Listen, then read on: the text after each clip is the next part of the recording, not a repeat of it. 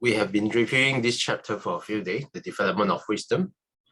I have gone through a little bit more detailedly than I'm supposed to.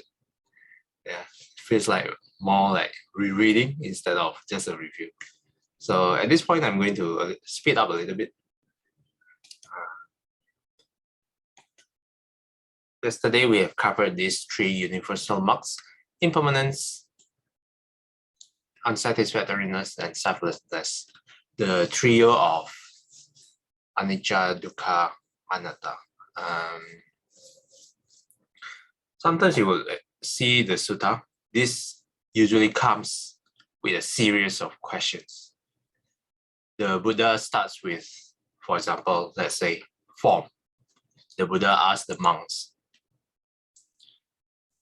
monks, is form permanent or impermanent? The monk replies, impermanent, venerable sir. Then, what is impermanent? Suffering or not suffering? The monk replies, suffering, venerable sir. The Buddha asks the last question. Then, what is suffering worthy or deemed to be fit, deemed to be considered self, worthy to be considered self? Then the monk replies, no, venerable sir. Yeah, so this is how these three universal characteristics are formulated by the Buddha with a series of three questions.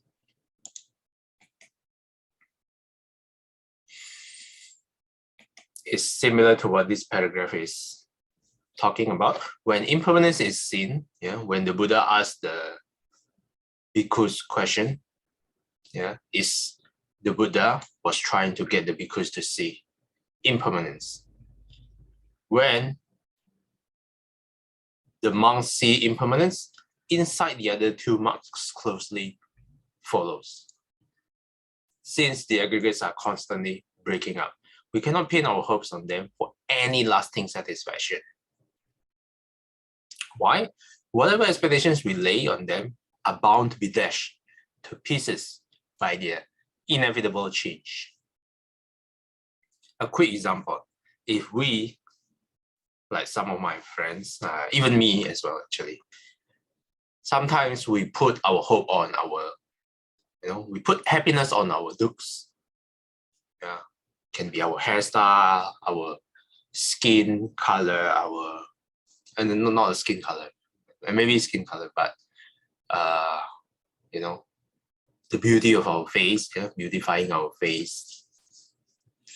Sometimes because it's also partly we want to look good. When we meet other people, we will feel embarrassed if we don't look good. Something along that line. And then on some days, pimples appear at some undesirable place. Maybe it can be the forehead, it can be the cheek, it can be the chin. Then you look at the mirror, oh no, this doesn't look good. Happens to me too, not just the ladies. And then it was because I put my hope on thinking that this look will always be the same. But whenever that pimple appears, expectation we lay on these looks is dashed to pieces. Because inevitably, pimple can appear at any time. So this looks is not permanent. And if I put my happiness on something not impermanent, on some days, I'm bound to dukkha. Inevitably. This is just one simple example. You can apply this to many things, especially you can apply this to more effectively, you can find something that you are more attached to. Another example could be your phone. Yeah, I'm quite attached to my phone. If I were to lose my phones, I think I would suffer a lot suddenly. Yeah, because not just the phone itself, a lot of data inside there, the chat, the contacts, the numbers. If I were to lose that, I think it would be really troublesome at the very least. Okay, thus when seen with insight, they are dukkha, suffering in the deepest sense. As the aggregates are impermanent and unsatisfactory, they cannot be taken as self.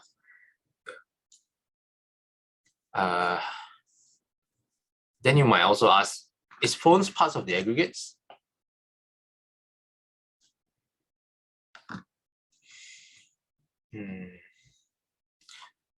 If you consider the aggregates, there is a form. Yeah, for form, you can also consider there's an external aggregates. Yeah, the forms can be internal, our own body, and external aggregates is objects outside the body. So aggregates are impermanent and unsatisfactory. They cannot be taken as self. Yeah, this is when the Buddha asked the monks, what is suffering worthy to be considered self? The monks replied, no, Venerable Sir. Why? If they were self or the belongings of the self, we would be able to control them, bend them to our will, make them everlasting sources of bliss. When pimple appears on my cheek, just one with a snap. The pimple disappeared. Tomorrow I'm going to have a date. Oh, I want my hairstyle to look like this. Just with my wish alone, my hairstyle would look like Tao Ming Sir or Brad Pitt. Change my look. Is it possible? No, in fact, it's the other way around. When I'm having a date tomorrow, pimple appears left and right.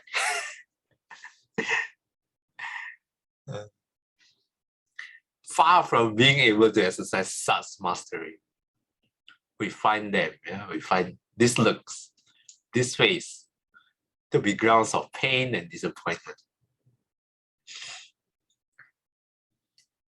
Since they cannot be subjected to control, these very factors of our being are anatta, not a self, not belongings to the self, just empty, ownerless phenomena occurring in dependence on conditions.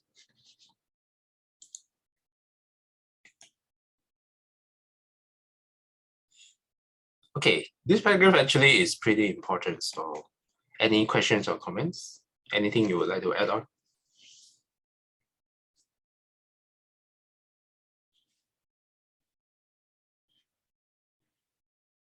Yeah, I think the teaching more or less is actually about realizing this. When we can realize just this whole paragraph to the full extent, I think you can get quite close to enlightenment. Yeah. Intellectually, probably it's not that difficult to grasp, but to fully realize it on our own, that's the challenge.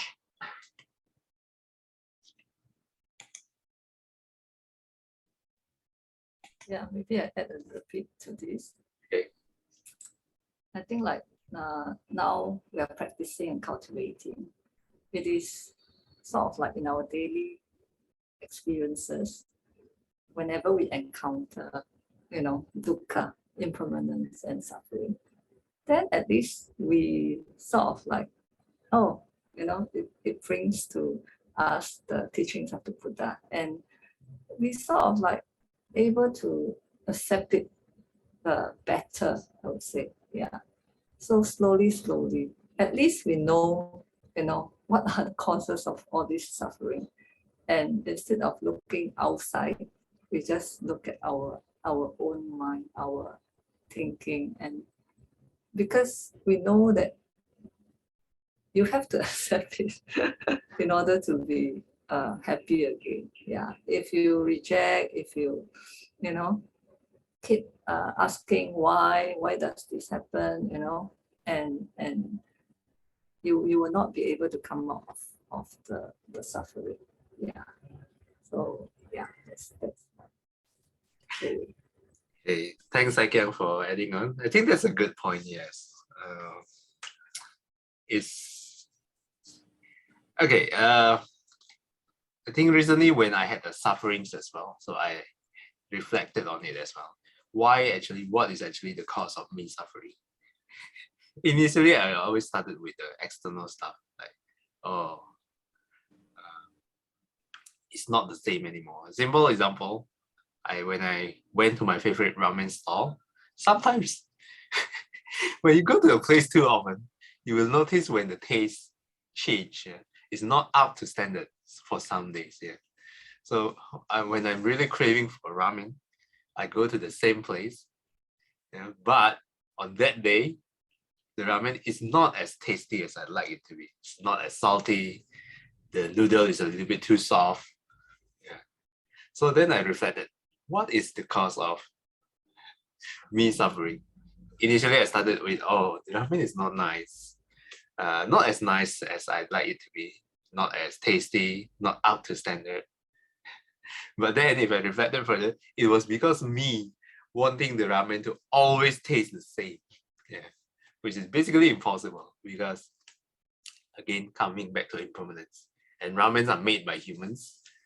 So inconsistency is inevitable. Yeah. So but this is also more like post-mortem analysis. Yeah. After we suffer, then we start to reflect, and then our suffering reduces. Yeah. I think the deeper way to reflect on this is when any changes that happens in our life, the suffering will not even spring up. I think that would be the point of the stage of arahantship, the stage of enlightenment. Whatever changes in their life, they already realize it deep inside that it's inevitable and suffering and defilements will not spring up. Yeah, at all. It made me also recall one video that I watched from Ajahn Viradamo. Yeah, Long Paul Viradamo. It was his initial years as a monk in Thailand, and then the weather was in Thailand. The weather is so hot. He's not used to it. And then he complains to Ajahn Chah, and then Ajahn Chah asks him, "What is the cause of your suffering?" Then Ajahn Viradamo say, "No, it's the weather is too hot. I can't meditate." But eventually, then Ajahn Viradamo comes back to, oh, it's actually my own craving. I want the weather not to be hot. Yeah, the weather is always that way. Yeah, so always traces back. In the end, we can always trace it back to craving. Okay, thanks again for adding on, Saiken. Yeah. Let me just share another recent experience. Okay.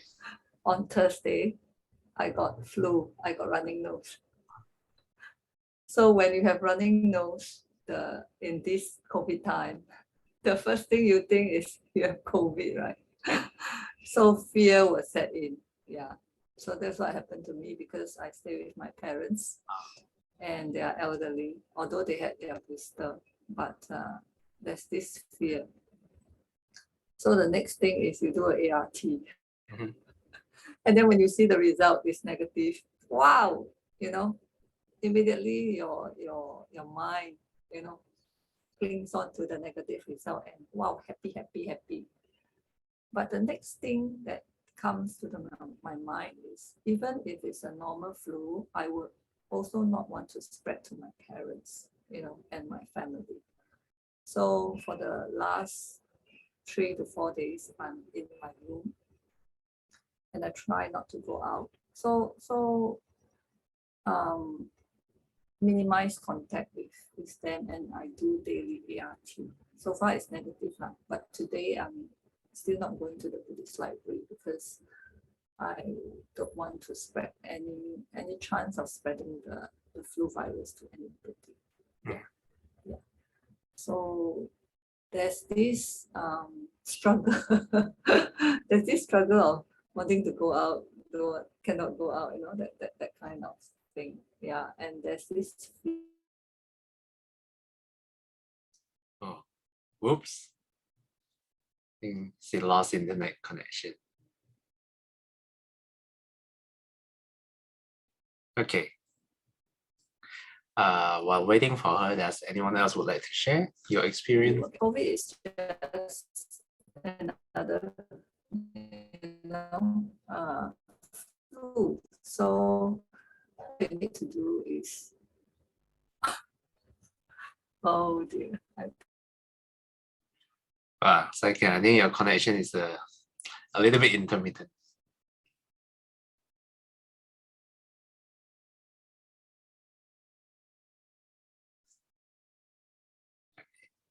Okay, I think she will rejoin soon. How about others? Do you have any experience maybe with your kids? Your kids don't want to listen to you or suffering. You,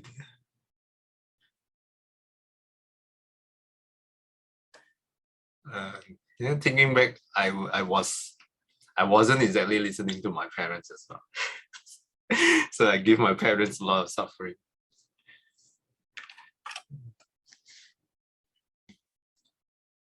Okay. Yeah. Anyone would like to share? Actually, I was curious for parents here, why, in retrospective, why, how should I put it? Why do you have kids? Do you think having kids is one way to happiness? Okay, Saikyang is back. Let Saikyang continue. Okay, sorry. Yeah, so what I'm saying we is lost you at fear. Yeah.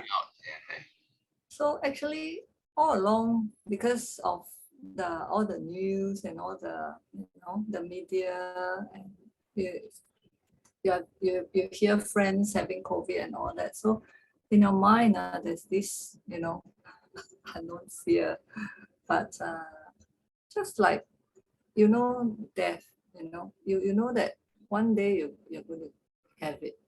So actually, COVID is just like a flu. So one day you're going to have it. So you just accept it. And what's the next best step to do is to build up your immune. There's nothing else you can do. Your body is, already faced with the virus. It has gone into you, and you have flu symptoms. So what I did is I took the vitamin C effervescence, drink a lot of warm water, rest well, and and now I'm better, and I do daily ART. So far it's negative. Yeah, that's my sharing. Okay. Thanks for sharing, Saikyang. Anyone else would like to share?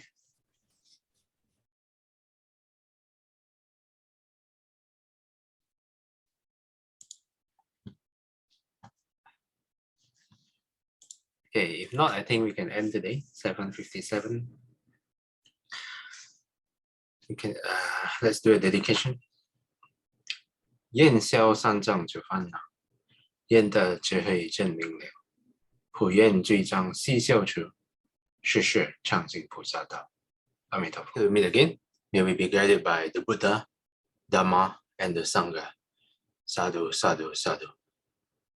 Have a satisfying Sunday ahead. Thanks everyone for participating. See you guys next time. Thank you. Bye-bye. Bye. Thank you. Bye-bye. And bye-bye. How is your aircon, Marcel? Oh, it's still leaking. Eh?